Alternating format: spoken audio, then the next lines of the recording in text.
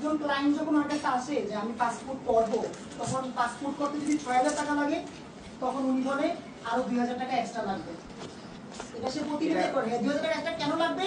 আমাদের পাসপোর্ট অফিসে টাকা দিতে হয়। পাসপোর্ট অফিসের টাকাটা কোন অফিসার কাছে দিতে হয়? এই এক অফিসার, এই এক অফিসার।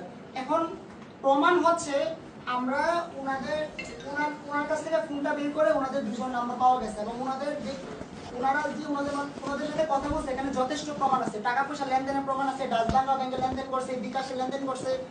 ওরা যতদিন এই অফিসে চাকরি করছে ততদিনেই এই এলাকার জনগণকে ওরা হয়রানি করছে। আমরা শুধু ওদের না, ওদের সাথে যারা জড়িত আছে সবার পদত্যাগ দেখে আমরা এখান থেকে সবাই যাবো, তাছাড়া আমরা এখান থেকে যাবো না, এটাই আমাদের দাবি। এতটুকুই। আপনি ঘুষ খান এবং ঘুষ খাই এবং আপনি ঘুষখোর।